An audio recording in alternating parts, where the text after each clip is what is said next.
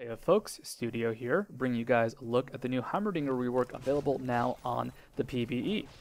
So first of all, let's take a look at the old Heimerdinger, see how he works. At level 1, he has the base turret, nothing too fancy. However, that does evolve to the max level turret that will have an AoE effect. It'll have armor and magic resist shred, and will actually have extra HP, as well as allowing you to place up to 2. The new turrets don't have this though, they don't have the evolved effects. Just at level 1 you can place up to 3. What actually evolves level to level is the damage, the cooldown, as well as how many turrets you can hold. So you can always place up to 3 turrets, but at level 1 you can only carry 1. They also have a fancy new beam attack, but we'll get into that one later. The rockets currently will just seek out targets based off whoever's closest to you. If you compare that to the new Heimerdinger, he actually has a skill shot. The grenades are pretty similar. The current Heimerdinger grenade will fire out very slowly and stun in an area and then blind. The new Heimerdinger has the same stun effect, however the grenade moves faster and it provides a slow instead of the blind effect. The ultimates are quite different too. Old Heimerdinger has the frost effect, the rockets hit more targets, and the grenade moves faster.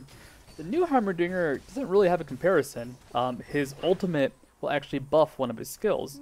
As shown here, you can toggle it on and off if you decide, hey, maybe I don't want to use my ultimate for a fancy skill right now, maybe I just want to place a normal turret. You can actually deactivate it, though it does still cost mana. Here is his ultimate with the turret.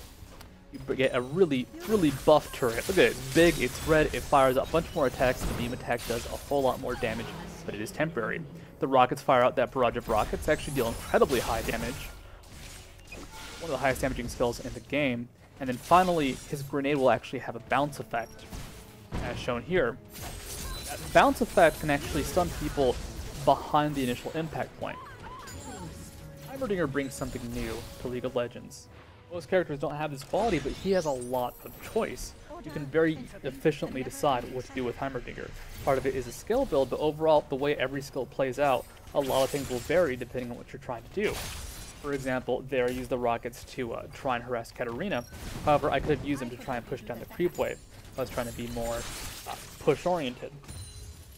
Here, I'm going to use the rockets for single target damage because I don't want to clear the wave. I need to focus on the Katarina that's trying to kill me. Now, what makes Heimerdinger so different is it's not just the rockets, it's the ultimate, it's the turrets. The grenade's a grenade. It's stun, that's a pretty straightforward skill. However, the turrets will play differently depending on how you set them up. If you set them down right away, it will take about 2 or so seconds for a beam attack to charge up and then attack either a creep wave or a champion. If you go for the creep wave, that leaves yourself susceptible to harass from a champion because a lot of the damage now comes from that beam attack. So everything is now down to choices. It goes as far as the ultimate, where you either get the high damage nuke from the rockets, the beefy sustained damage from the turret, or the AoE CC coming out from the grenade. And it's something very refreshing, very cool to see in League of Legends, because generally you have not necessarily purposefully limited builds, but things are kind of set in stone. We have our meta, we have our things we do with certain champions. Thresh will be a support, Blitzcrank will be a support. If you have a Zed mid, he will build a Blade of the Rune King and try and burst down an AD carry. Heimerdinger, with this new build at the moment, has a lot of choices. He has a lot of options and a lot of just different skills that can be played out differently depending on what you want to do.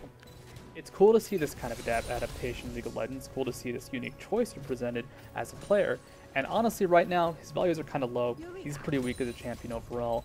But if you give it time, if we see what Riot has in store as the PvE comes to a close and the actual live patch gets released, we have a new character that all of a sudden can adapt his skills to unique situations and try and play different playstyles within the same game.